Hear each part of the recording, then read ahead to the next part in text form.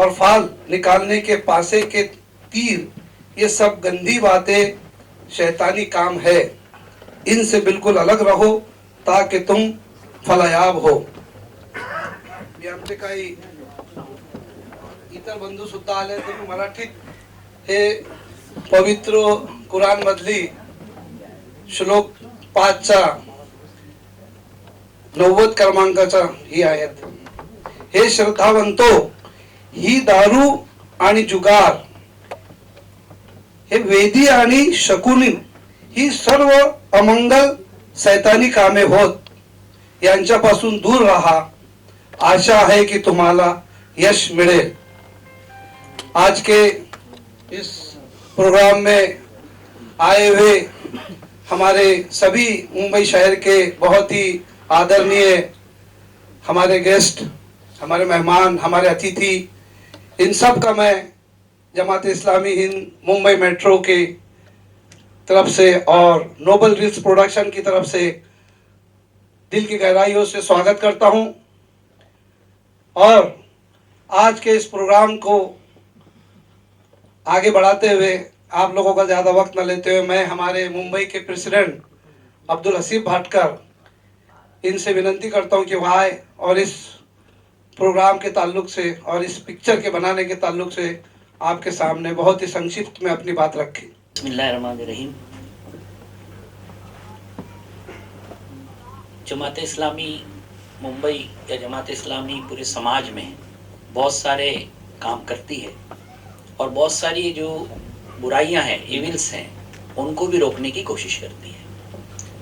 Nobel reel production दरअसल ये social media पर बनाया गया एक प्लेटफॉर्म है और उसके ज़रिए हम कई सालों से मुख्तलिफ जो इंटेलेक्चुअल्स हैं वो समाज में अपने व्यूज़ रख सकें आज़ादी के साथ.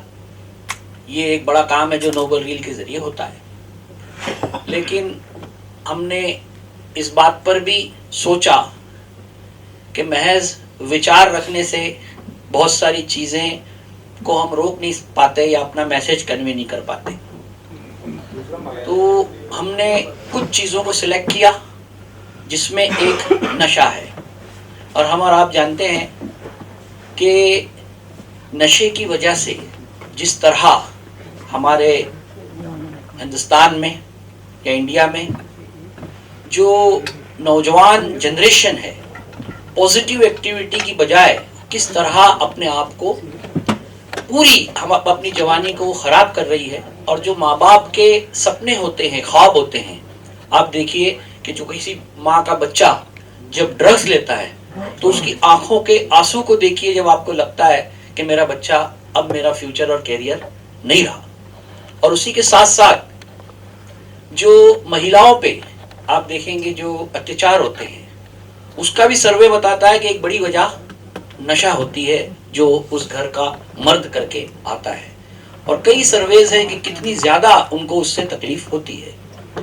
तो इसके लिए हमने ये सोचा, बहुत सारे साइकियाट्रिस्ट से मिले, बहुत सारे लोगों से जो समाज में नशे के खिलाफ काम करते हैं उनके साथ हमने बातचीत की. तो ये चीज़ समझ में आई कि जो हमको बड़े बड़े साइकियाट्रिस्ट ने ये सलाह दी कि जो लोग ड्रग एडिक्ट्स हो जाते हैं उसको तो बचाना आपको बहुत मुश्किल है, लेकिन नई जनरेशन जो शुरू में ड्रग्स की तरफ जाती है उसको आप बचाने की क्या कीजिए, कोशिश कीजिए. तो एक बड़े लेवल पर हम लोगों ने स्कूलों के अंदर, मोहल्ले गलियों में, क्योंकि रैली या जुलूस या जलसे सिर्फ अवेयरनेस पैदा करते हैं, लेकिन उन बच्चों को उससे बचाने में एक बड़ा रोल किसका होता है कि हमने कई तरह के पैम्फलेट बनाए जिसमें इनिशियल सिम्टम क्या होते हैं ड्रग्स के, वो साइकियाट्रिस्ट के ज़रिए बना के माँ बाप को देते हैं. जैसे बच्चे की जेब को चेक करो, उसमें कुछ स्मेलिंग आती है क्या, वो ज़्यादा सोता है क्या, बहुत एग्रेसिव होता है क्या. तो ये सब चीज़ें हम उन माँ बाप को अवेयर करते हैं घर पे जाके, ताकि वही असल बच्चों को बचा सकते हैं. फिर उसके बाद काउंसलिंग के लिए साइकियाट्रिस्ट को बुलाते हैं. इसके अलावा हमने ये देखा कि ड्रग्स के ऊपर फिल्म को हमने तलाश किया, तो बहुत यानी कन्वे करने वाली हमको एक चर्सी अंडर 18 ये एक फिल्म थी जो मराठी में बनी हुई है, इसके सिवा हमें कोई ऐसी फिल्में नजर नहीं आई जो शॉर्ट हो और इस नशे के खिलाफ वो सामने अपनी बात आ सके।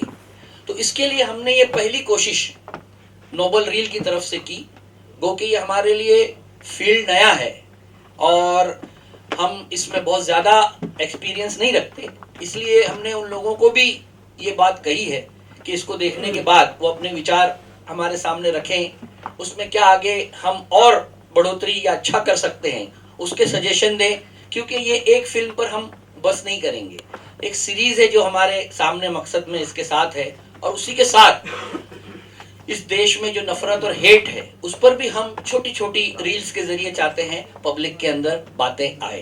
तो ये मुख्तसर सी बात थी जो मैंने आपके सामने रखी। तो मैं आप लोगों से उम्मीद करता हूं कि इस फिल्म को देखने के बाद आप लोग अपने सजेशन भी देंगे और हम लोग मिलजुल कर इस बड़े इविल के खिलाफ जो हमारे नौजवान नस्ल को तबाह कर रहा है उसको रोकने के लिए हम क्या करेंगे, कोशिश करेंगे। ये फिल्म क्या है इसको जो इसके फिल्म बनाने वाले जुनैद इमाम है वो आपके सामने बताएंगे, फिर आप लोग उस फिल्म को देखेंगे। अब मैं इस फिल्म के राइटर और डायरेक्टर जुनैद इमाम साहब जो पूना से ताल्लुक़ रखते हैं और इंटरनेशनल फिल्म फेस्टिवल जूरी भी है, ये फिल्म उन्होंने बनाई है और उनके साथ हमारे मुंबई के जमात इस्लामी के जो सेक्रेटरी है अशरफ खान साहब वो भी उनके साथ रहे हैं। तो मैं जुनैद इमाम साहब से रिक्वेस्ट करता हूं कि वो आए और इस फिल्म के बारे में थोड़ी सी मालूमात उसके देखने के पहले सारे दर्शकों को बताएं। जुनैद इमाम। अस्सलाम वालेकुम। सबसे पहले तो आप सभी का बहुत बहुत शुक्रिया है कि आपने वक्त दिया और फिल्म देखने के लिए आए। मैं नॉर्मली मेरा जो प्रोफेशन है वो तो कमर्शियल फिल्म मेकिंग है और फिल्म्स करता हूँ, सॉन्ग्स करता हूँ जो बॉलीवुड होते हैं। और मैं शुक्रगुजार हूँ जमात इस्लामी का कि मैं करीबन 2-3 साल से लगातार उनके लिए काम कर रहा हूँ और वो मुझसे कुछ काम ले रहे हैं और मुझे खुशी हो रही है कि मैं कुछ कंट्रीब्यूट कर पा रहा हूँ। इससे पहले भी मैंने उनके लिए कुछ किया था, लेकिन ये जो फिल्म है ये फिल्म उन सभी फिल्मों से बहुत अलग है और मेरे लिए एक अलग तजुर्बा है ऐसा। मैं जब अशरफ भाई से मिला और उन्होंने जब कहा कि अपनों को एक नशे पे कुछ अलग फिल्म करनी है, कुछ अलग करना है, ऐसा जो इम्पैक्टफुल रहे, लोगों को अच्छा भी लगे और अच्छा इन द सेंस एंटरटेन कर सके कि हाँ कुछ तो हम कह रहे करके। हम जिस इंडस्ट्री में हम तो एक इमोशंस वाली इंडस्ट्री में क्या हम जो भी बनाए तो उसमें एक इमोशनल वैल्यूज होना चाहिए। तो एक बड़ी जिम्मेदारी अशरफ भाई ने दी थे मुझे कि आप ऐसा कुछ फिल्म सोचिए, स्टोरी सोचिए जो नॉर्मल ना हो, हकीकत से नज़दीक हो और उसमें कुछ हकीकी पहलू भी हो। तो मेरी रिसर्च शुरू हुई इसके ऊपर और मैंने बहुत सारे केसेस सर्च करना शुरू किया।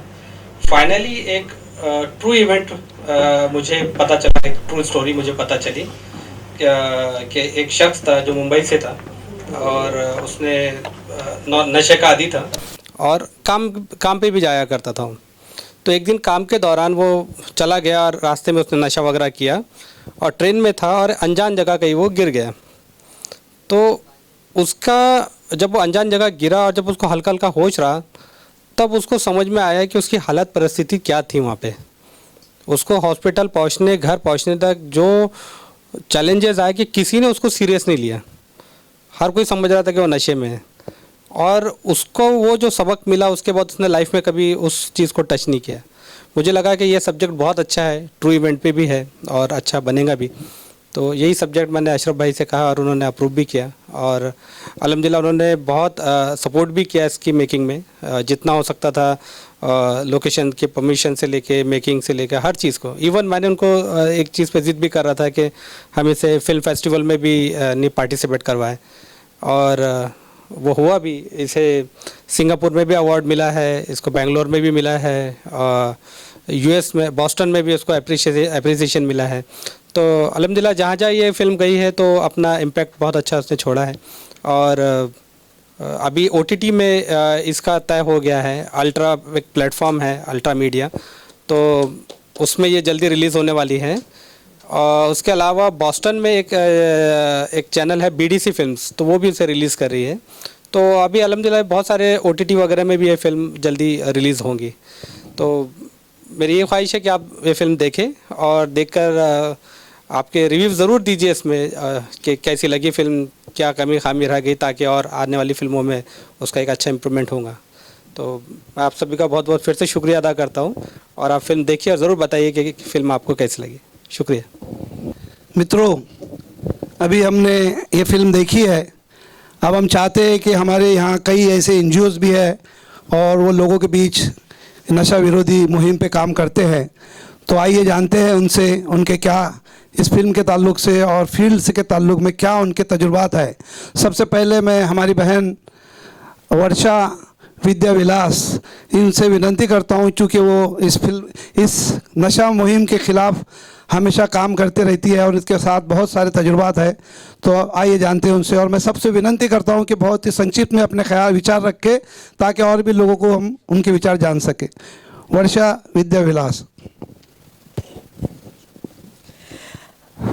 अस्सलाम वालेकुम, नमस्ते, नमस्कार, जय भीम।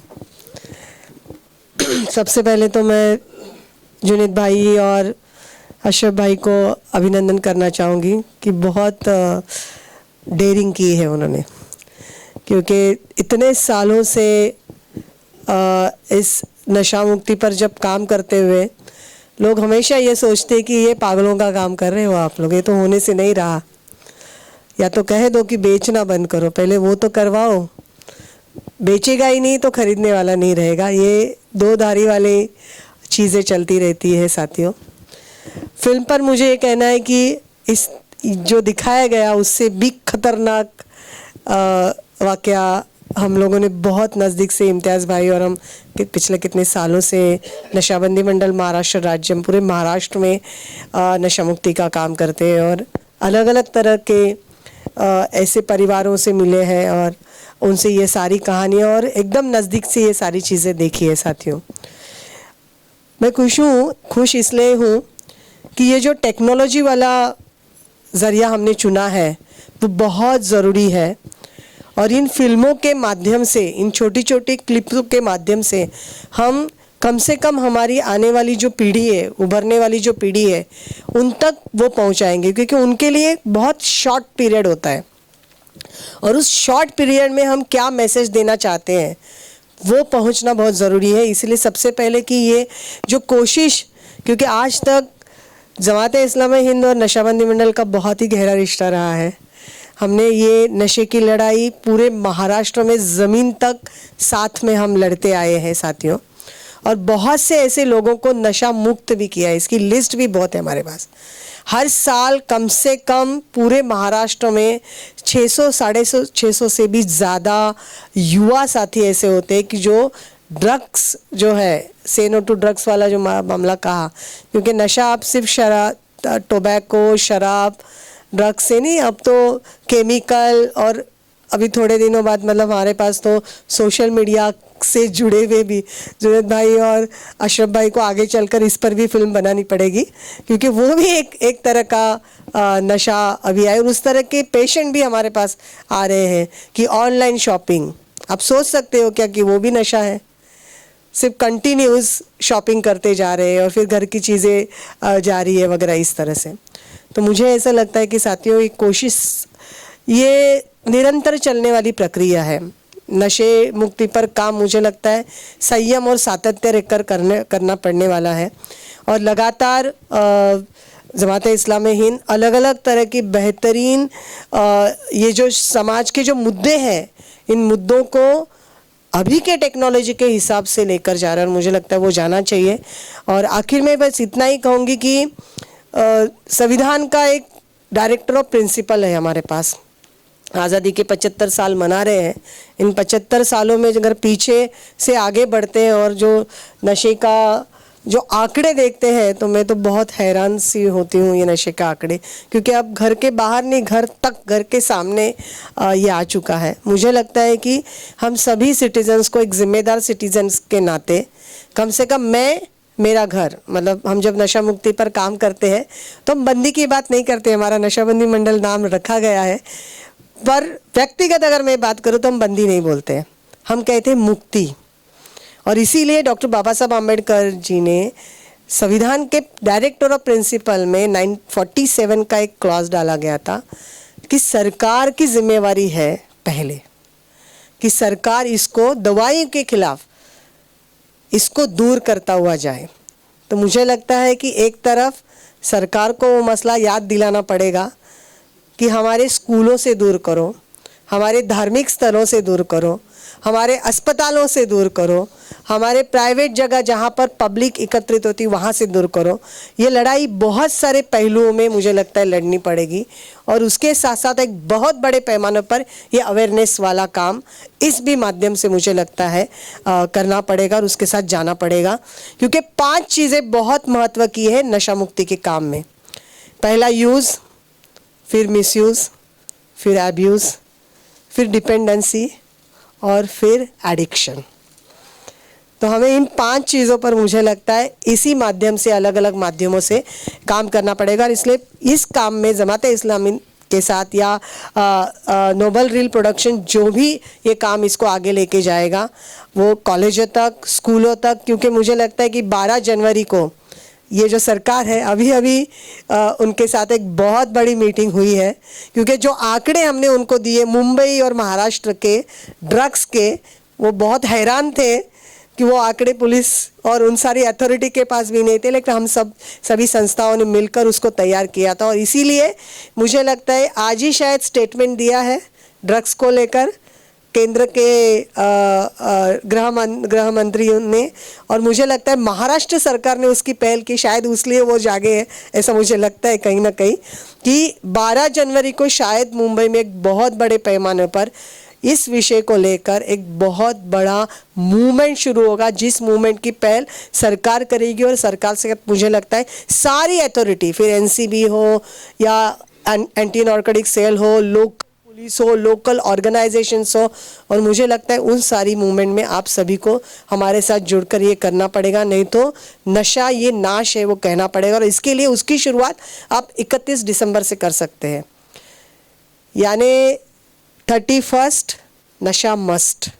ये जो गणित हो चला है ना, उस गणित को और इसको तोड़ना मुझे लगता है बहुत ज़रूरी है। इसलिए आने वाले साल की सदिच्छा देते हुए मुझे लगता है कि जमात इस्लामी हिंद ने बहुत ही बड़ा काम, कठिन काम हाथ में लिया है और उस कठिन काम को नशाबंदी मंडल तो हमेशा उनके साथ जुड़ा रहेगा और इस काम को आगे लेके जाएगा। हम कर ही रहे हैं, पर इसको और ताकत देने के लिए इन फिल्मों को, इन छोटी छोटी, सिर्फ ये एक ही ना बने, अलग अलग इस तरह की बहुत बेहतरीन छोटी छोटी फिल्में बने, जिसको लेकर हम खासकर अपने युवकों के बीच में जाएंगे और युवकों से आज के लिए ना, ये वाला मंत्र जब तक हम उन लोगों को नहीं सिखाएंगे जो हम हर रोज़ हम करते हैं कि अच्छा दिवस ना ही, तो ये वाला मंत्र नशे का सबसे बड़ा मंत्र है, मन का ब्रेक वाला, वो देने की कोशिश करनी चाहिए। मुझे यहाँ बुलाया गया और कहा गया, इसलिए मैं बहुत बहुत शुक्रगुजार हूँ जमात इस्लामी हिंद और नोबल रील प्रोडक्शन का। एक मिनट, मैं हमारी जुलेखा बहन जो कि एक सोशल एक्टिविस्ट है, उनसे विनती करूँगा कि हमारी बहन को उनका सत्कार किया जाए। इसके बाद मैं हमारे दोस्त सलीम अलवारे जो कि इस फील्ड में काम करते हैं, मैं उनको अनुरोध करता हूं कि वो आए और अपने विचार हमारे सामने रखें।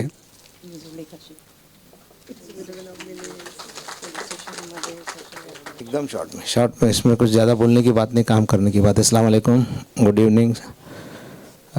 GIH हमारी बहन, आपके प्रोग्राम में मैं आते रहा हूँ, बहुत सारे चेहरे ऐसे नज़र आ रहे हैं जो नशे के ख़िलाफ़ काम कर रहे हैं। क्या काम कर रहे हैं, कितना काम कर रहे हैं, हम खुद काम कर रहे हैं, लेकिन हमारी भी समझ में नहीं आता कि कुछ कर रहे हैं या नहीं कर रहे हैं। 2 ही बातें मैं आपके साथ, 2 या 3 बातें शेयर करूंगा जो बहुत ज़रूरी अवेयरनेस के लिए।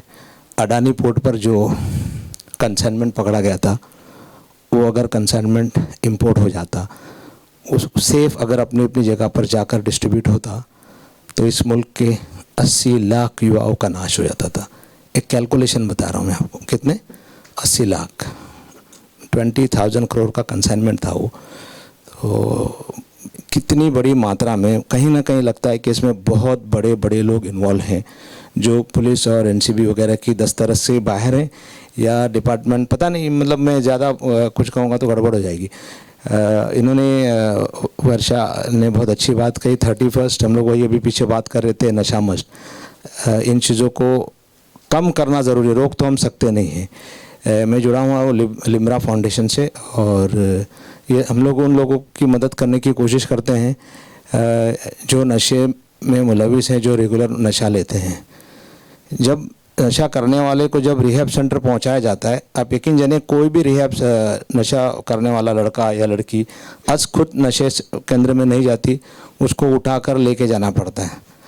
पुलिस में इन्फॉर्म करना पड़ता है, घर के लोगों से परमिशन लेनी पड़ती है, घर के लोग ही पहल करते हैं, फिर लोकल पुलिस स्टेशन में कंप्लेंट करना पड़ता है, फिर उसको उठाकर नशा केंद्र में लेके जाते हैं। नशा केंद्र में जब लेके जाते हैं तो वो उसको ये एहसास होता है कि मैं सेंटर में आ गया हूँ, तो उसकी रिकवरी का प्रोसेस बहुत फास्ट होता है। वो वहाँ जाने के बाद ये अंदाज़ा लगाता है कि मुझे इसलिए लाया गया कि मैं नशा करता हूँ, और वो बहुत तेज़ी से रिकवर भी होता है। तेज़ी से मतलब ऐसा नहीं कि 15 दिन, 8 दिन, महीने भर में, 8 महीना, 6 महीने में तो बहुत कम लोग रिकवर होते हैं। 6 महीना, 8 महीना, 10 महीना, 12 महीना, साल, सवा साल, 1.5 साल तक, 2 साल तक भी लगते हैं।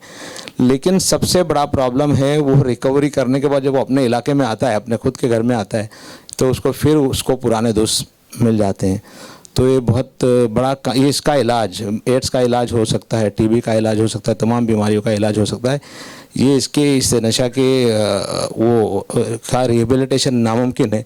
तो हम लोगों को ये कोशिश करनी चाहिए कि हमारे बच्चे, हमारे घर के बच्चे, हमारे रिश्तेदारों के बच्चे, हम लोग गली मोहल्ला तो नहीं देख सकते, लेकिन मिनिमम ये देख सकते हैं कि हमारे घर में या हमारे कोई रिश्ते के घर में, रिश्तेदार के घर में अगर कोई चोरी होती है, घड़ी गई, कोई कान की रिंग गई, 1-2 मरतबा हुआ, तो ये समझ लीजिए कि ये काम वाली का काम नहीं है, ये आपके घर के बच्चे का काम है।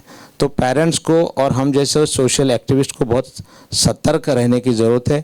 अभी ये बताया गया कि सरकार इस मामले में बहुत ठोस कदम उठाने वाली है। मैं दुआ करता हूँ कि ये सरकार ठोस कदम उठाए। हम सरकार के पूरी तरह साथ में, जमात इस्लामी हिंद हर अच्छा काम करती है। इस काम के लिए जो फिल्म बनाई है जुनैद भाई, बहुत मुबारक आपको, मुख्तसर शॉर्ट वक्त में फिल्म बनाई है, अच्छी बनाई है, एक ओपनिंग बहुत अच्छी है। मैं दुआ करता हूं कि आगे वो भी बहुत अच्छी अच्छी फिल्में बनाएं ताकि अवेयरनेस जारी रहे, हम लोगों को रोकते रहें, हम लोगों को बचाते रहें। Thank you very much. Thank you JIH। धन्यवाद। अब हम इकबाल न्याजी साहब, जो कि किरदार एकेडमी के फाउंडर है और किरदार एकेडमी ने बहुत से अवार्ड हासिल किए हैं, मैं उनसे विनती करता हूं कि इस फिल्म के ताल्लुक से हमें रहनुमाई फरमाएं। अस्सलाम वालेकुम। मौज़ज़ ख़वातीन व हज़रात,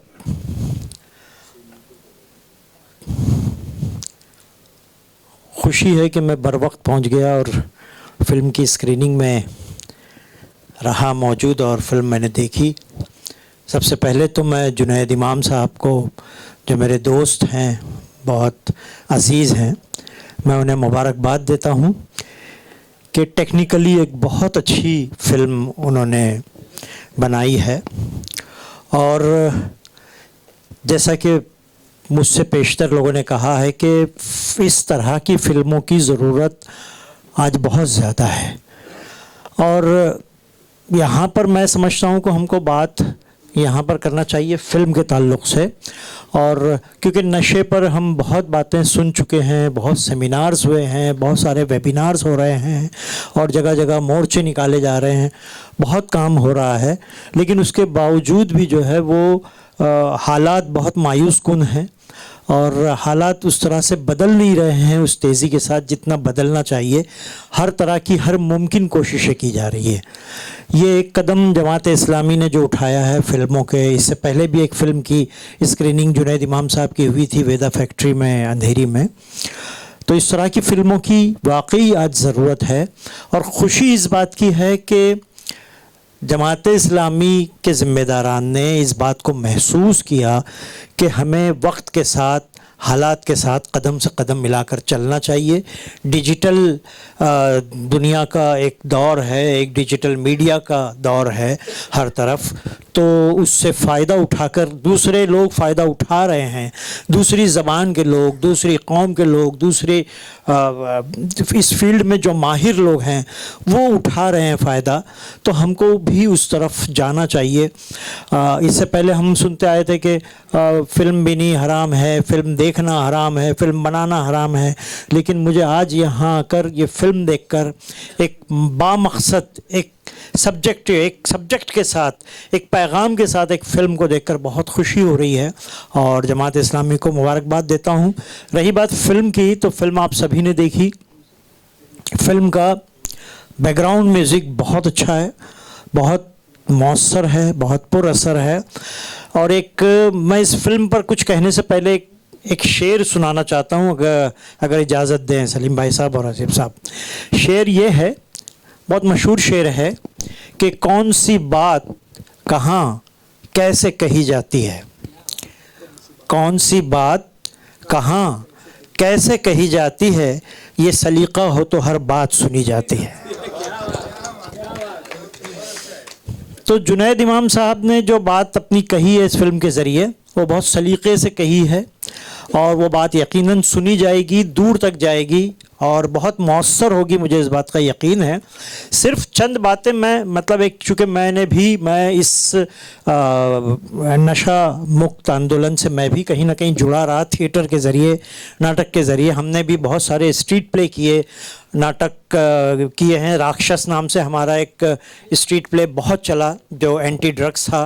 फिर नशे का नाश नाम से एक ड्रामा हमने नुक्कड़ों पे किया, जगह जगह नागपड़ा पे किया, गोवंडी में किया, मुमरा में किया था। ऐसे पॉकेट्स जहाँ पे नशे का जहर ज़्यादा फैलता नज़र आ रहा था, हमने उन जगहों पर ड्रामे किए हैं, नाटक किए हैं, स्टेज पर किए हैं, नुक्कड़ नाटक किए हैं। तो हमें पता है प्रैक्टिकली, और चूँकि मैं 34 साल दर्स व तदरीस से जुड़ा रहा कुरला की स्कूल में अंजुमन तबलीगुल इस्लाम से, तो मैंने वहाँ पे प्रैक्टिकली देखा है कि किस तरह से बच्चों को बच्चे जो 8 और 9 के बच्चे थे वो ड्रग्स के चपेट में आ रहे थे और उससे किस तरह से मुतासिर हो रहे थे आसपास की दुकानों को लेके। खैर ये एक अलग मौजू है, उस पर बात करने जाएं तो बहुत लंबी हो जाएगी। मैं फ़िल्म के ताल्लुक से ये कहना चाह रहा था कि हमको थोड़ा सा, मुझे ऐसा महसूस होता है कि ये मेरी अपनी राय है, मुमकिन नहीं कि आप सभी उससे मुत्तफ़िक़ हों, कि हमको थोड़ा सा टेक्निकली जुनैद इमाम साहब बहुत परफेक्ट हैं। इनके शॉर्ट फिल्में बहुत सारे इनामात नेशनली और इंटरनेशनली हासिल की है, लेकिन जो पैगाम हम पहुंचाना चाहते हैं नशे की मुखालिफत को लेके या नशे के जो एक बुराइयों को लेके नशे की, तो उस पैगाम को पहुंचाने के लिए हमारे पास स्क्रिप्ट बहुत अच्छा होना चाहिए, हमारे पास अच्छे राइटर्स होने चाहिए जो इस मीडियम को जानते हों, फिल्म के मीडियम से वाकिफ़ हों, उनको पता हो कि ये स्क्रिप्ट जब फिल्म में बनेगी तो कितनी मुतासिर कुन होगी। उसमें डायलॉग्स की बड़ी अहमियत होती है, इमोशंस की बड़ी अहमियत होती है, जज्बाती मुकालमों की बड़ी अहमियत होती है, क्योंकि ये फिल्में आप नौजवानों के पास ले जाने वाले हैं, ये फिल्में फेस्टिवल्स में जाएगी, तो आपकी बात कितने पुरअसर ढंग से लोगों के दिलों तक पहुंच रही है, ये काम सिर्फ स्क्रिप्ट राइटर कर सकता है।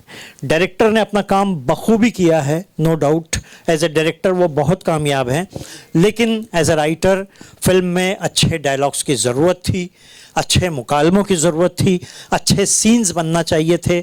छोटे छोटे सीन होते लेकिन एक मुतासिर कुन सीन बनते जाके, क्योंकि अगर वो शख्स जो गिर गया है ट्रेन से, उसको अगर ये बताया जाता कि, मतलब ये मेरा अपना परसेप्शन है, वो कहीं ना कहीं इमोशनली अपनी फैमिली से जुड़ा हुआ है, वो जब गिरता है तो उसको अपनी फैमिली याद आ रही है, अपने छोटे छोटे बच्चे याद आ रहे हैं जिन्होंने घर से निकलते वक्त कहा था पापा हमारे लिए आते हुए फ्रूट लाना, चॉकलेट लाना, तो वो सारी चीज़ें बच्चे को, उस शख्स को याद आ रही है और वो इमोशनल हो रहा है, वो रो रहा है गिरा हुआ है पटरियों पे, और उसको सारी बातें अपने बच्चे की, अपनी बीवी की, अपनी फैमिली की वो बातें याद आती है, तो ये इमोशन से हम जोड़ेंगे देखने वालों को, और वो चीज़ उसको जो है वो पलटती है, नशे से वो बददिल होता है, और वो उसकी ज़िंदगी में एक कहना चाहिए इनकलाब लाती है कि नहीं, मैं क्या कर रहा था, मैं अपनी फैमिली को, अपने बच्चों को छोड़कर आज मैं गिर गया था, मैं मर गया होता तो मेरे बच्चों का क्या होता, मेरी बीवी का क्या होता, मेरी फैमिली का क्या होता। तो अगर कहीं उस कैरेक्टर को जो कर रहा था एक्टर, बहुत अच्छा एक्टर था वो, अगर उस कैरेक्टर को कहीं ना कहीं इमोशन से हम जोड़ देते, या राइटर जो जिसने भी लिखा है उसको जोड़ता, तो मैं समझता हूँ कि और ये पैगाम और ज़्यादा ताकत के साथ और ज़्यादा असरदार बनता, असर अंगेज़ी के साथ जो है वो सामने आता। लेकिन जितने भी शॉट्स जुनैद इमाम साहब ने लिए हैं, ख़ास तौर से लॉन्ग शॉट्स जो दूर से लिए गए हैं, वो बहुत अच्छे हैं, और एक्टर ने बहुत अच्छी अदाकारी की है।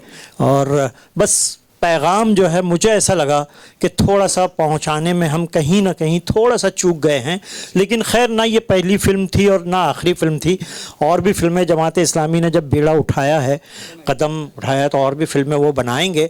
लेकिन मेरी बस यही एक दरख्वास्त है जमात इस्लामी के ज़िम्मेदारान से कि बराह करम आप कम से कम स्क्रिप्ट अच्छी तैयार कराइए, राइटर्स को बिठाइए, अगर नहीं कर सकते तो आप राइटिंग का, स्क्रिप्ट राइटिंग का मुकाबला करिए कि हमको नशे पर स्क्रिप्ट चाहिए, और अच्छी स्क्रिप्ट्स को हम इनामात देंगे, उनसे स्क्रिप्ट लिखवाई जाए।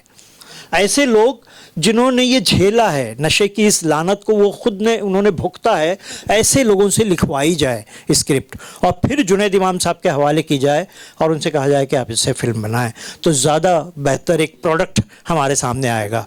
बस मैं इतना ही कहना चाहूँगा। बहुत बहुत शुक्रिया, शुक्रिया, थैंक यू वेरी मच। शुक्रिया इकबाल न्याजी साहब। अब मैं सना मलिक साहिबा, जो कि एक खुद आर्किटेक्ट भी है और नेशनलिस्ट कांग्रेस पार्टी की महाराष्ट्र लेवल की जिम्मेदार भी है, मैं उनसे विनती करता हूं कि वो आए और अपने विचार हमारे सामने रखें। उससे पहले मैं हमारी वर्षा बहन को तकलीफ देता हूं कि वो इनका सत्कार करें। जी अस्सलाम वालेकुम, नमस्ते। नशा जब ये वर्ड का इस्तेमाल किया जाता है तो बहुत सारे लोग शर्मा जाते हैं, कुछ बात करने में हिचकिचाते हैं, कुछ सोचते हैं कि हमें क्या करना है, हम पब्लिक, हम आम जनता है, हमें कुछ खास लेना देना नहीं है। लेकिन जब हम फील्ड पे उतरते हैं, ज़्यादा बड़े फील्ड पे मैं काम नहीं करती हूँ, कुछ छोटे छोटे एरिया में, जैसे गोवंडी, चीता कैंप, कुर्ला की मैं रहवासी हूँ, जब हम वहाँ बेसिकली स्लम्स में उतरते हैं तो कुछ नौजवान ऐसे हैं जिनकी सुबह ही 4 बजे के बाद होती है, जब हमारा आधा दिन ख़त्म हो जाता है तो उनका सवेरा होता है। तो मैं जैसे शाकिर भाई ने मुझे बताया, मैं सना मलिक हूँ, खुद आर्किटेक्ट हूँ, तो मेरे पिताजी जब चुन के आए तो उसके बाद मैंने उनके एरिया की जिम्मेदारी ली। तो हमारे इधर 1 या 2 चंक ऐसा है जो मुसलमान बस्ती ऐसे चंक में भरी हुई है जिधर नशा कूट कूट के भरा हुआ है, और ये बोलने में मतलब कुछ छुपाना नहीं चाहिए, वो हकीकत है उसकी। जब हम फील्ड पे उतरते हैं, मैं एक छोटा सा एग्जांपल शेयर करूंगी। शुरुआत हुई 2020 को, जस्ट कोरोना से पहले हम एक जगह पे कुछ इश्यूज़ का सलूशन निकालने के लिए जा रहे थे। एक स्ट्रक्चर था, स्लम्स में हम जाते हैं तो ऐसे कुछ स्ट्रक्चर्स बने रहते हैं जहाँ पीछे कचरा, कूड़ा, बहुत घान, डेब्रिस पड़ा होता है। तो हम वहाँ पहुँचे तो कुछ कबूतरों को खिलाने के नाम पे कुछ, क्या बोलते हैं उसे, मुझे भी नहीं पता, लेकिन कुछ ऐसा एक स्ट्रक्चर, मतलब मेटल का कुछ स्ट्रक्चर रखा हुआ था, उसके आड़ में कुछ नौजवान लड़के उधर बैठ के ड्रग्स कर रहे थे। मेरे लिए पहली बार था कि मैं ऐसे देखी कि ओपन में कोई ड्रग्स कर रहा था, तो मैं बोलते ना गुस्सा आया, एक्साइट हो गई, और मैंने उधर ओपनली एक्सप्रेस किया कि ये गलत होना चाहिए। जब मैंने एक्सप्रेस किया तो आने जाने वाले लोगों को उधर समझ में आया कि इसने रिटेलिएट किया, इसने अपनी आवाज़ उठाई। तो वहाँ के कुछ छोटे छोटे NGOs ने हमें अप्रोच किया, बोले ये जगह जो है दिन में आपने देखा है, रात में तो इधर अंधेरा होता है, इधर कुछ नहीं होता है। तो एज ए जिम्मेदार उधर की जो जिम्मेदारी थी हमें लोगों ने चुन के दिया था, तो हमने एक छोटी सी पहल की, ज़्यादा बड़ा एग्जाम्पल शेयर करने लायक नहीं है, लेकिन एक छोटी सी पहल की। हमने ऐसे कुछ स्पॉट्स आइडेंटिफाई किए स्लम्स में। वो स्पॉट्स आइडेंटिफाई करने के बाद एग्जैक्टली समझे कि उधर इशू क्या है। कोई स्ट्रक्चर्स के पीछे है, कुछ ऐसी जगह है जहाँ कूड़ा कचरा पड़ा हुआ है, टॉयलेट्स के स्लम्स में शौचालय के पीछे ये सब चीज़ें होती है। जो आजकल बीएमसी के ज़रिए स्लम्स बन रहे हैं उसके ऊपर टेरेस होता है, उधर ये सब चीज़ें होती है। तो हमने सबसे बड़ा कॉन्सेप्ट पहले एक लाया कि हम उधर लाइट पहुँचाएंगे। तो हमने सोलार हाई मास्ट लगा दिया उधर, हमने लोकल पुलिस स्टेशन की मदद लेके वहाँ पे कैमरास लगा दिए। फिर वो जगह को हमने बदल के बच्चों के लिए और वहाँ के बूढ़े बुजुर्गों के लिए चढ़ने के लिए एक आंगन बना दिया। तो ये एक आंगन में जब अब बच्चे आते हैं और उधर के जो लोकल है वो चीज़ को लेके बहुत खुश होते हैं कि जो इधर हम चल नहीं पा रहे थे, हम बैठ नहीं पा रहे थे, हमारे बच्चे गलत इन्फ्लुएंस में आ रहे थे। तो एक छोटी सी पहल थी, हम ज़्यादा नहीं कर पाते हैं क्योंकि नशा एक ऐसी चीज़ है नशा का जो कारोबार है बहुत बड़ा है। जैसे हमारे भाइयों ने इधर बताया कि वो अडानी पोर्ट वाली बात, या लोकल पुलिस स्टेशन हो गया, या एनसीबी हो गया, या स्टेट लेवल पे जो ऑर्गेनाइजेशन हो गया, ये सब काम करते हैं। कुछ हमारे जिम्मेदार लोग भी हैं जो मेहनत करते रहते हैं, लेकिन इतना बड़ा जंगल है कि इस जंगल को क्लियर करना इतना एक पहल तो हो रही है, हर जगह हो रही है, एनजीओज है, हर स्लम्स में एनजीओज है, सब है, लेकिन ये एक छोटा सा कॉन्सेप्ट हमने जब इनिशिएट किया तो उधर बदलाव आया। तो बोलना यही है कि हर कोई नशे पे काम करता है, लेकिन हमें आइडेंटिफाई करना, वो आइडेंटिफाई करके उसको अगर हम क्लिक करेंगे तो प्रोबेबली कुछ ना कुछ उसमें चेंजेस आए। हाँ, एक झटके से कुछ चेंज नहीं होने वाला है, ना ही हम ये कर रहे हैं तो ज़रूरी है यही कॉन्सेप्ट कहीं और भी यूटिलाइज हो या यही कॉन्सेप्ट पे कहीं और भी काम होए, बट हर जगह क्रैक करना, कुछ उधर लोकल लोगों का सहायता लेना।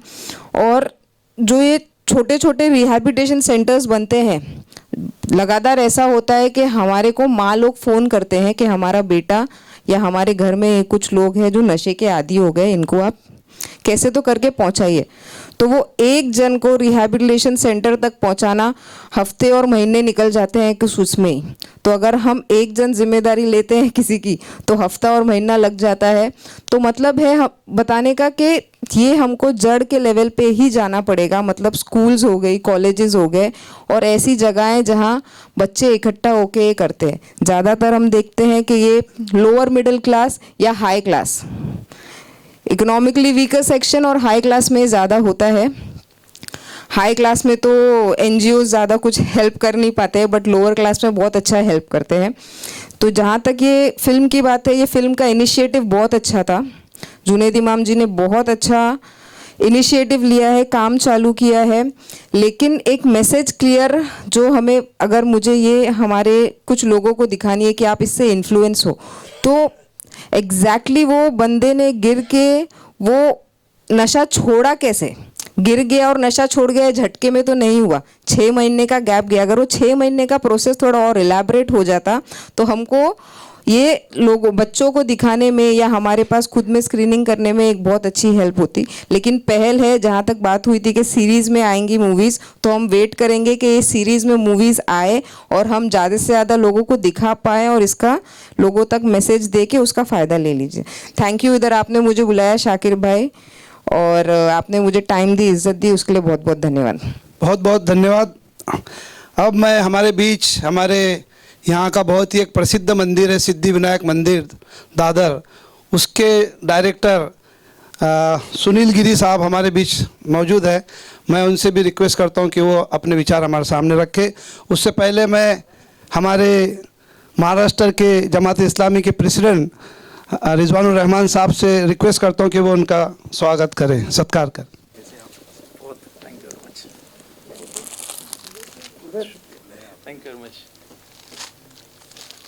आप सभी को मेरा नमस्कार। मेरा नाम सुनील गिरी है।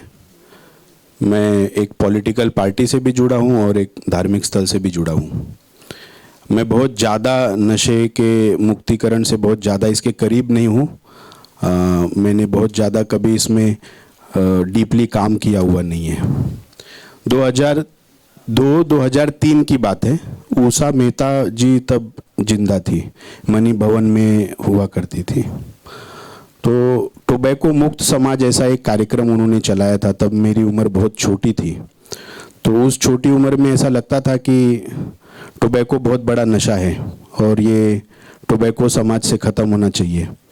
आज हम जिस स्थिति पर, आज हम जिस सिचुएशन में हैं, नशे ने पूरे समाज को अपने कब्जे में कर लिया है। पूरा समाज नशे के कब्जे में है।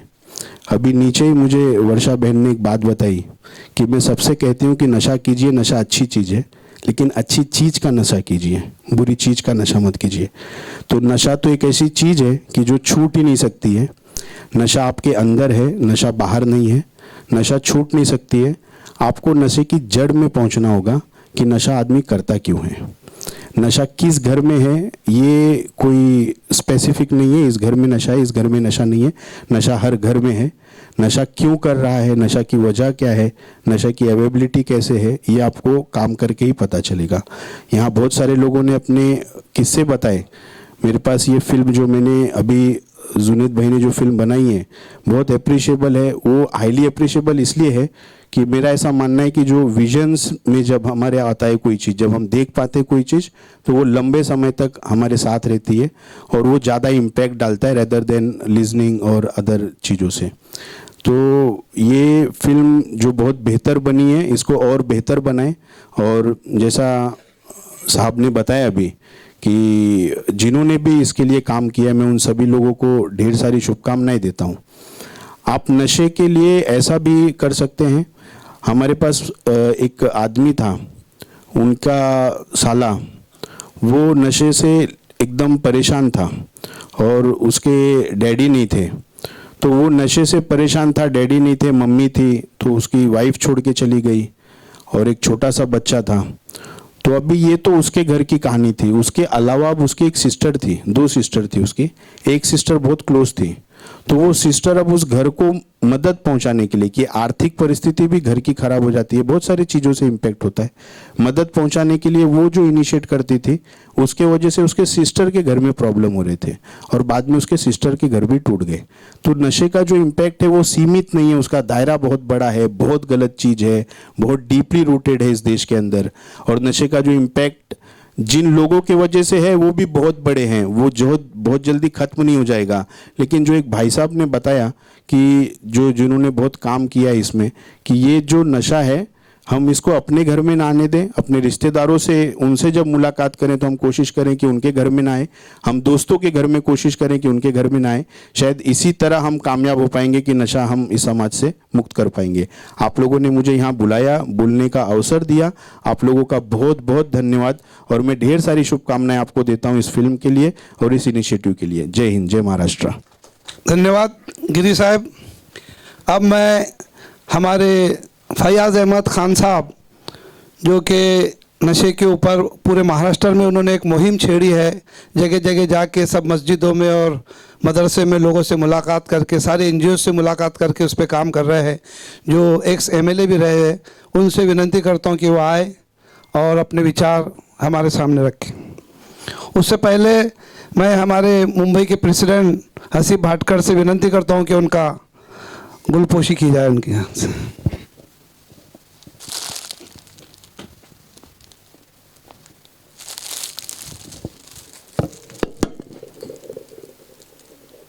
शुक्रिया। दोस्तों, ये पहला इत्तेफाक है मेरी ज़िंदगी में कि फेमस स्टूडियो के अंदर मैं आया और फिल्म के इस अवसर पर मौजूद हूँ मैं। ये फिल्म जो मैंने थोड़ी सी देखा हूँ कि बहुत लेट हो गया आने में, लेकिन मुझको कॉन्सेप्ट समझ में आ गया कि नशे के ख़िलाफ़ ये फिल्म है और ऐसे कॉन्सेप्ट को बाकायदा तौर पे बढ़ाना चाहिए ताकि लोगों के अंदर जानकारी बढ़े। मैं नशे में के ख़िलाफ़ में 85 से हूँ। मैं जिस वक्त ब्राउन शुगर आया था, कॉलेज से फारिग होकर मैं घर पे बैठा था तो पुलिस वाले का फ़ोन आया मुझको, कहा कि तुम्हारा कोई दोस्त है जो तुम्हारा नाम लेकर कह रहा है कि उसको बुलाओ। मैं बोला कहाँ पे? बोले बॉम्बे सेंटर की चौकी के पास गन्ने की दुकान के पास पड़ा हुआ है। ठीक, मैं आता हूँ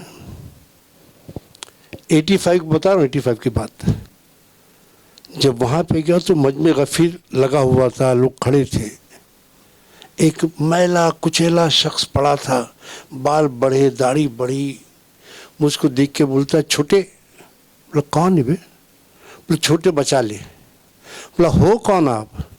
बोले, प्रिंस हूँ मैं, तेरे कॉलेज का दोस्त हूँ मैं। बोला, प्रिंस, ये हाल कैसे बन गया तेरा? बोले, भाई बचा ले तू मेरे को। कैसे बचा ले मेरे को? मेरी सांस फूल रही है। बोला, हुआ क्या? बोले, मैं नशे का आदी हो गया, ब्राउन शुगर लेता था मैं, खाता पीता नहीं था मैं, दिन भर घर से बाहर निकाल दिया गया मुझको, माँ बाप को फ़ोन नहीं करते, तेरे को फ़ोन किया, तू बचा ले बचा ले बचा ले करते करते मेरे हाथ में से दम तोड़ दिया। उस दिन से मैं निकला हूँ। मैं पहला अपना मोहल्ला साफ किया मैंने। जिस चीज़ को पुलिस महकमे नहीं कर पाया, मेरे मोहल्ले के नौजवानों ने, मेरे मोहल्ले की माँ बहनों ने और हम लोगों ने मिलकर मोहल्ला साफ़ किया, डोंगरी साफ़ किया, कमाटी पूरा साफ़ किया हमने। फिर पुलिस की गाज मुझ पर ही गिरी, मेरे ही खिलाफ वॉर निकला, मैं भागा। फिर बाबूराव भात से जिस वक्त उनका निधन हो गया है, उन्होंने मेरे बीच में आकर मेरी जान बचाई। इसके बाद 2016 में जब एमडी आया, एमडी जब आया उस वक्त उसके ऊपर कोई कानून नहीं था और नशा बहुत बुरी तरह फैल चुका था हमारे मोहल्ले में। 180 रात जागा हूँ मैं और मैं शुक्रिया अदा करना चाहूँगा आगरी पड़ा प्रश्न का, नागपुर प्रश्न का और भाई कल्ला प्रश्न का। इनकी मदद से मैं मदनपुरी के चौराहे बैठकर बेचने वालों को पढ़ के अंदर किया और जो लेते थे उनके पेरेंट्स को बुलाया, उनको रिहेब में ले आके भर्ती कराया मैंने। 250 लोगों का आंकड़ा मेरे मोहल्ले से जिसको रिहेब में भेजा हूँ मैं। तो कहने का मतलब है नशा जो है आज हमारी नस्लों को ख़त्म कर रहा है। आज छोटे छोटे बच्चे लग गए हैं इसके पीछे, 14 साल, 15 साल, 20 साल, 21 साल। अगर ऐसे ही रहा तो हमारे बीच में गैप आ जाएगा। समाज में जब गैप आ जाएगा उसको भरना नामुमकिन चीज़ है। ये सबसे बड़ा मसला नशा है। सारे पॉलिटिकल मसले चलते रहेंगे, लेकिन नशा जो है हमारी नस्लों को तबाह बर्बाद कर देगा। इसके लिए उसको बचाना ज़रूरी है और इस तरह के इवेंट होना ज़रूरी है। अजीज़ दोस्तों, साथियों, मैंने दो ख़त लिखा है मैंने। एक मैंने चीफ मिनिस्टर को ख़त लिखा है, होम मिनिस्टर को लिखा है, हेल्थ मिनिस्टर को लिखा है, म्यूनसिपल कमिश्नर को लिखा है, पुलिस कमिश्नर को लिखा है और मुंबई कलेक्टर को लिखा है। और मैंने मांगनी की है कि आपकी इतनी भी हॉस्पिटल से बीएमसी की और स्टेट गवर्नमेंट की सब जगह रिहेब सेंटर बनाइए आप। इससे पहले वबा फैल जाए और आपके हाथ से कंट्रोल निकल जाए, आप रिहेब सेंटर बनाइए। क्योंकि गरीब का बच्चा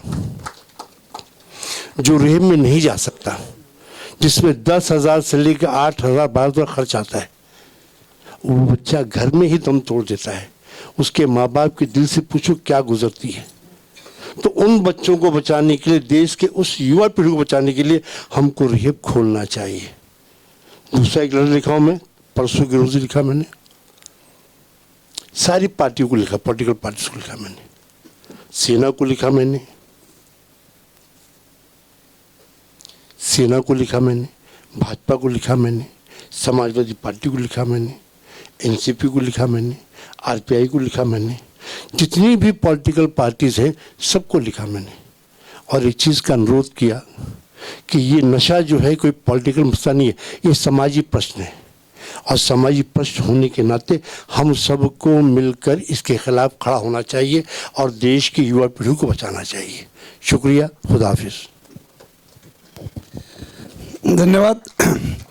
अब हमारे बीच देखिए साथियों, हमारे पास वक्त बहुत कम है और बहुत सारे लोग बोलने वाले हैं। सबके ख्यालात भी हमें जान लेना ज़रूरी है, इसलिए आप लोगों से गुजारिश है कि बहुत ही संक्षिप्त में अपनी बात रखें। अब मैं नीलेश कुमार झा, जो कि हमारे बहुत ही अच्छे दोस्त थे और ग्लोबल ह्यूमन फाउंडेशन के वो प्रेसिडेंट भी है, मैं उनसे विनती करता हूँ कि वो आए। मैं हमारे दोस्त अशरफ खान से रिक्वेस्ट करता हूं कि उनका सत्कार करें। मीर हसन साहब जो तरियाक मैगज़ीन से है, मैं उनसे विनती करता हूं कि वो बोले। अस्सलाम वालेकुम वरहमतुल्लाहि वबरकातुहू। सबसे पहले तो हम जमात इस्लामी को हिंद को मुबारकबाद पेश करते हैं कि उन्होंने एक अच्छा कदम उठाया टेक्नोलॉजी की मदद से। बहुत बहुत मुबारकबाद। फ़िल्म छोटी मुख्तसर बहुत अच्छी है और काबिल मुबारकबाद हैं आप लोग। इसके साथ ही हम एक अपना 2-3 महीने पहले एक तजुर्बा हमें हुआ है, वो हम बताना चाहेंगे, बस 2-3 मिनट। हमारे पड़ोस में एक गरीब फैमिली रहती है, तो उनकी खातून एक हमारे पास आई और उन्होंने बताया कि उनका तकरीबन 26 साल का लड़का है जो ड्रग एडिक्ट है। तो उन्होंने कहा कि उसे छुड़ाना है और वो ख़ुद भी तैयार है। तो उन्होंने हमसे कहा कि आप अगर जानते हो तो कहीं इसे एडमिट करवा दें। तो ऐसी किसी एनजीओ को हम जानते नहीं थे। हमने गूगल पे सर्च किया और हमने सुना था कि ऐसे लोग फ्री में काम करते हैं। ये वाक़या यहाँ इसलिए हम बता रहे हैं कि यहाँ नशा मुक्ति वाले ऐसी कई एनजीओज़ हैं, तो उन तक हम ये पैगाम पहुँचाना चाहते हैं। हमने गूगल पे करीबन 15-16 रिहैबिलिटेशन सेंटर को निकाला, उनके नंबर्स लिए और एक एक को कॉल करने लगे। अब वहाँ से हमें जो रिप्लाइज़ मिले, कोई कह रहा कि भाई आपको 20,000 रुपये भरने होंगे और 1.5 साल तक मतलब 20,000 भरने के बाद 3 महीने के बाद हर महीने 4-4 हज़ार देना होगा। कोई कह रहा कि भाई आपको जो है 25,000 भरना होगा। बांद्रा में एक एनजीओ है, उनके बड़े बहुत सारे ऐड हैं, वेबसाइट भी है। उन्होंने हमसे कहा कि भाई आप ऐसा कीजिएगा 30,000 रुपीज़ आप लड़के के आप यहाँ पे वो जमा कर दो, हम लोग आके लड़के को ले जाएंगे और 6 महीने बाद से हर महीने आपको 6-6 हज़ार रुपये देने होंगे। हमने पूछा ये कितने दिन में ख़त्म होगा? उन्होंने कहा कि 1.5 साल लगेंगे। एक दूसरी एनजीओ है थाने में, उनको हमने कहा कि भाई एक लड़का है ऐसा ड्रग एडिक्ट, उसको रिहैबिलिटेशन सेंटर में डालना है। उन्होंने कहा कि भाई हमारे यहाँ पे डॉर्मेट्री एसी है। हमने डॉर्मेट्री स्टेशंस में सुनी है, होटल्स में सुनी है, रिहैबिलिटेशन सेंटर में भी डॉर्मेट्री और एसी। उन्होंने कहा कि भाई हमारे यहाँ पर एसी आपको 40,000 रुपीज़ देना होगा और हर महीने फिर 7-7 हज़ार देने होंगे, 1 साल लग जाएगा। अब उसके बाद हम बहुत परेशान हुए। हमने कुछ अपने जान पहचान वालों में देखा कि भी कोई ऐसा है जो कर दे। तो एक साहब का नंबर था, उनके ज़रिए एक एमएलए के ऑफिस तक गए, वहाँ कॉल किया। एमएलए के यहाँ से हमें एक दूसरे का नंबर मिला। उन्होंने कहा कि भाई आप परेशान नहीं हो, काम हो जाएगा। हमने कहा भाई करना क्या होगा? उन्होंने कहा आपको सिर्फ 15,000 रुपये देने होंगे और हमारा सेंटर भिवंडी में है। 15,000 आप रुपए दे दीजिए, 3 महीने के बाद से आपको 3-3 हज़ार देने। हमने कहा वो बच्चा, उसकी माँ बाप काम नहीं करता, बच्चा माँ बहुत परेशान रहती है और आप 15,000 कह रहे हैं, उनके पास तो 15 रुपये भी नहीं हैं।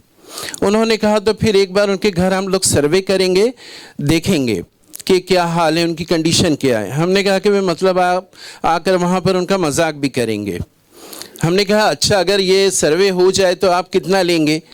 तो पहले उन्होंने 3 कहा था, सर्वे करने के बाद वो कहते हैं कि हम 2,000 लेंगे अगर वो इसके एबल हैं तो आखिर में ये हुआ कि भाई उसकी वालदा से हमने कहा कि देखिए ऐसा कोई मिल नहीं रहा। आखिर में उसकी वालदा उस लड़के को लेके नासिक चली गई। अब क्या हुआ अब ये तो नहीं पता, 3 महीने पहले की बात है। तो अब यहाँ चूँकि आप लोग इस फील्ड में काम कर रहे हैं तो इस पर भी ध्यान दीजिए कि भाई नशा छुड़ाना ये सीरियसली काम हो रहा या कहीं बिजनेस या कोई प्रोफेशनल चीज़ तो इसमें नहीं चल रही है। बहरहाल जमात इस्लामी को हम अच्छी तरह से जानते हैं कि ये लोग बहुत अच्छा काम कर रहे हैं। इनके साथ अदब इस्लामी में हमने भी बहुत काम किया है। आपको मुबारकबाद देते हैं और एनजीओस के लिए सवाल छोड़ देते हैं। शुक्रिया आप सभी का। वैसे तो और भी हमारे बहुत बुद्धिजीवी और एनजीओ के ज़िम्मेदार यहाँ मौजूद है, लेकिन चूँकि हमने 7 से 8 का टाइम लिखा था, पहले ही हम 15 मिनट बढ़ा चुके हैं, तो ये लोगों से मशवरे लेने वाला मामला हम यहाँ ख़त्म करते हैं। माफ़ करना, कुछ लोगों को मौका नहीं मिल पाया, लेकिन हम लोग साथ में काम करते रहेंगे और इस तरह के मौके आते रहेंगे। अब मैं इस प्रोग्राम के आखिरी में जमात इस्लामी हिंद महाराष्ट्र के अध्यक्ष रिजवानुर रहमान साहब से विनती करता हूं कि वो इस सेशन को कंक्लूड करें। बिस्मिल्लाहिर्रहमानिर्रहीम। सपनों के शहर मुंबई के गणमान्य साथियों और हमारी मेहमानान, दोस्तों, भाइयों और बहनों, ये एक बड़ा अच्छा अवसर है कि आप लोगों से कुछ ना कुछ सुनने, बात करने और आपके विचारों से अवगत होने का हमें अवसर मिल सका है। हम जानते हैं कि फिल्में जो है वो समाज का आईना होती है, समाज का आईना भी होती है और समाज को आईना भी दिखाती है, और इसकी अपनी ज़रूरत है। ये जो मीडिया है, इस मीडिया को हम वैसे एक्सप्लोर नहीं कर पाए कि जैसा कि करने की इसकी आवश्यकता थी।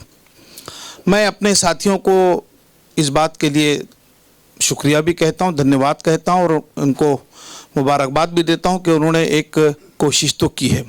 नोबल रील प्रोडक्शन, इसके अलावा भी बहुत सारे इनके फिल्म्स और बहुत सारे प्रोडक्शंस हैं जो वो अपना काम करते रहते हैं।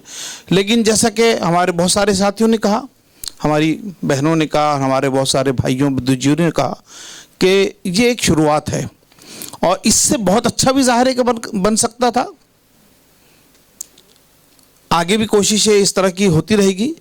लेकिन सही बात यह है कि ये जो मुद्दा था आज का नशा का, ज़ाहिर है कि हमारे समाज में ये एक इशू नहीं है। इस तरह की 100 बीमारियां हैं जिन पर हमको कलम उठाना है, टेक्नोलॉजी का इस्तेमाल करके अपने मैसेज को, जिससे समाज जुड़ा रहे, समाज फले फूले, परवान चढ़े, आगे बढ़े, इसके लिए काम करने की ज़रूरत है। ये तो चूँकि इस शहर का मतलब, अब तो खैर ये इस शहर के अलावा जो दीगर बड़े शहर हैं वहाँ भी ये बीमारी बढ़ गई है, लेकिन इस बड़े शहर का एक ज्वलंत मुद्दा है ये।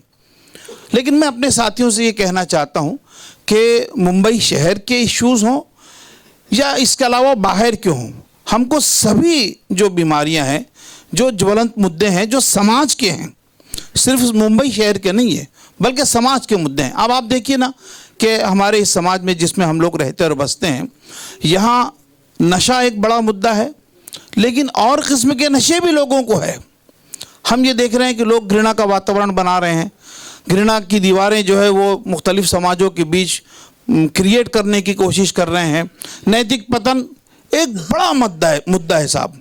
ये मुल्क के जिसके बारे में ये कहा जाता है कि साहब ये धार्मिक मुल्क है, ये मतलब मजहबी मुल्क है ये, यहाँ लोग मजहब को मानने वाले, धर्म को मानने वाले, संस्कारों पर चलने वाले लोग हैं।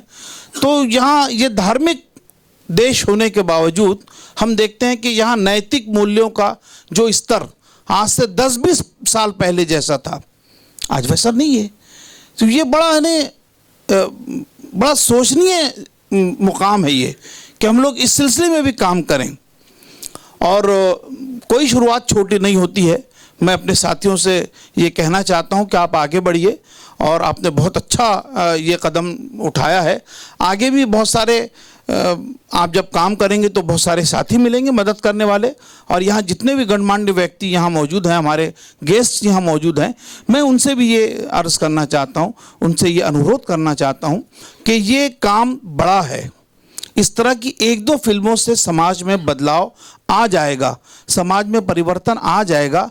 It's not possible. इसके लिए हमको एक क्रांति लानी होगी, इसके लिए बड़े बड़े इक़दाम करने होंगे, और हम सबको मिलकर के काम करना होगा। जमात इस्लामी एक संगठन है, इसके ज़रिए से बहुत कुछ हो जाएगा, मैं नहीं मानता। इस जैसे कई संगठनों को, कई NGOs को आगे बढ़ करके अपना जो कर्तव्य है, उस कर्तव्य को उसको पूरा करने की कोशिश हम में से सबको करना चाहिए। नशे के सिलसिले में अभी हमने एक फ़िल्म देखी, ज़ाहिर है कि हमारे शाकिर शेख साहब ने कुरान मजीद की जो आयत पढ़ी थी, नमल खमर वल मैसुरु वल अंसाब वल अज़लाम रिज्सुम मिन अमली शैतान, ये नशा और इस तरह की जो काम है, कुरान ये कहता है, हमारा ईश्वर हमसे ये कहता है कि ये शैतानी काम है, और इसके कैसे असरात होते हैं, कैसा ये प्रिवेल करता है समाज में, और किस तरह से एक फैमिली नहीं बल्कि समाज टूटता है। तो इस तरह की और बहुत सारे ज्वलंत मुद्दे हैं जिस पर हम सबको काम करने की ज़रूरत है। देखिए, आप लोगों ने छोटी छोटी फिल्में बनाई और जब उनको अप्रिसिएशन मिला तो फिर आगे बढ़ करके उन्होंने ऐसी फिल्में भी बनाई, मतलब लार्ज फिल्में बनाई, फीचर फिल्में बनाई और उसका समाज में बड़ा इम्पैक्ट पड़ा है। तो शुरुआत हमेशा छोटी ही होती है। अभी आप देखिए कि पिछले दिनों चटनी करके जो एक शॉर्ट फिल्म थी जिसका इस वक्त तक के व्यूवरशिप वो 136 मिलियन, जब उन्होंने बनाया था तो उस वक्त उनको भी इसका अंदाज़ा नहीं था। फिर इसी तरह से एक शॉर्ट फिल्म है स्कूल बैग, एक शॉर्ट फिल्म है कृति, इनको कई प्राइजेस मिले हैं। तो उनके खुद जो बनाने वाले जो प्रोड्यूसर्स हैं या जो निर्माता है, उनका कहना यह है कि साहब हमने नहीं सोचा था, ये बियॉन्ड इमेजिनेशन हमको इसका सपोर्ट मिला है। तो मेरे भाइयों और दोस्तों, हम सबको अपने अपने कर्तव्यों का पालन करना चाहिए। जो कुछ हम कर सकते हैं समाज में तेज़ी के साथ में जो निगेटिव बदलाव आ रहा है उसको पॉजिटिवनेस की तरफ हम कैसे लेकर के जा सकते हैं, उसको तामीर की तरफ हम कैसे लेकर के जा सकते हैं, हमको करना होगा। वरना आप देखिए कि ये घृणा जो कुछ भी फैलाने की, नफ़रत जो फैलाने की जो कोशिशें हो रही है, ये अपनी पूरी शक्तियों का ये इस्तेमाल कर रहे हैं, अपनी ताकत का इस्तेमाल कर रहे हैं। लेकिन वो लोग कि जो समाज को जोड़ना चाहते हैं, जो समाज के हित रक्षक हैं, वो खामोश बैठे रहें तो इस तरह की शक्तियों को बल मिलता रहेगा। तो मैं यही अर्ज करना चाह रहा हूँ कि नशा एक इश्यू है, लेकिन इस इश्यू के साथ साथ में बहुत सारे इश्यूज़ भी हैं जिन पर हमको बहरहाल काम करना चाहिए। फिल्में बननी चाहिए और नंबर ऑफ़ फिल्में इसको बढ़ना चाहिए, इसमें इंक्रीज होना चाहिए। इस तरह से हमारी एक दो फिल्मों से बड़ा बदलाव जो हम चाहते हैं वो बड़ा बदलाव हो नहीं सकता। जमात इस्लामी पिछले 75 सालों से इस तरह से मुख्तलिफ मीडियम के ज़रिए से ये कोशिश कर रही है कि इस देश में अच्छा सा बदलाव आए, लोग मुख्तलिफ समाज एक दूसरे से जुड़ें, मिल करके बैठें और प्रेम का और सद्भावना का जो वातावरण है वो बाकी रहे।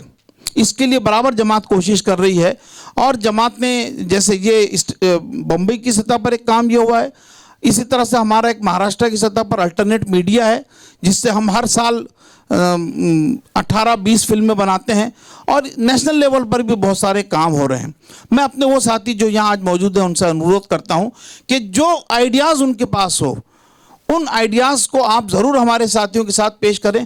कैसे कोलैबोरेटिव एफर्ट्स हम कर सकते हैं, कैसे हम आपस में मिल करके काम कर सकते हैं, इस पर ज़रूर सोचें और हम सब मिल करके अपने सपनों के भारत को इंशाअल्लाह ज़रूर हम साकार करेंगे।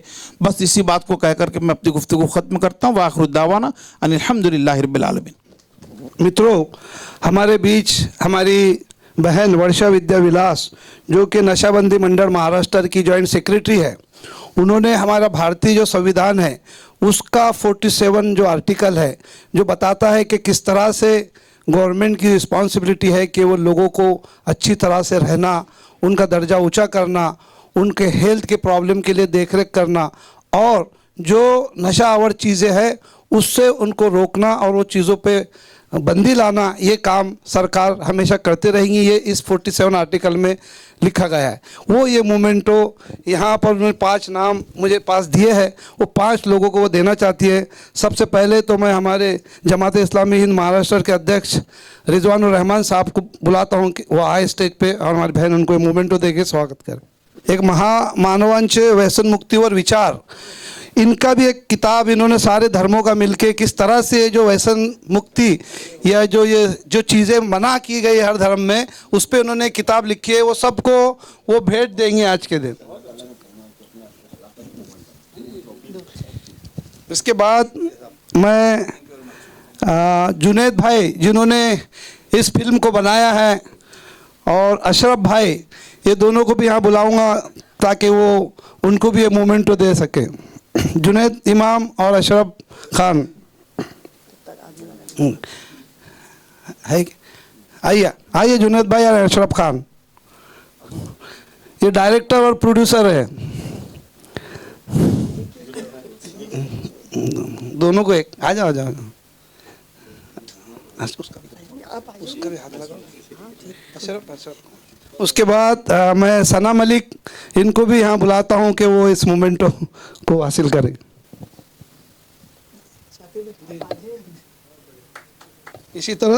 इसी तरह से सिद्धि विनायक के ट्रस्ट के हमारे डायरेक्टर दिलीप गिरी साहब, उनको भी विनती करता हूँ कि वो यहाँ आए और ये मोमेंटो हासिल करें।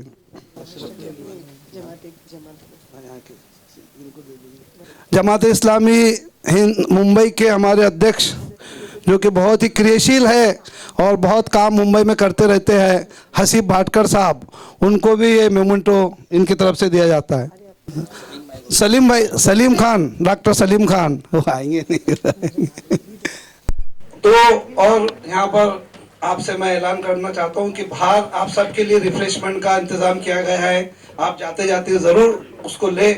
और इस तरह से जो लोग लेट आए हैं और फिल्म देखना चाहते हैं तो फिल्म फिर से दोहराई जाएंगी, वो लोग यहाँ फिर से आ सकते हैं। धन्यवाद।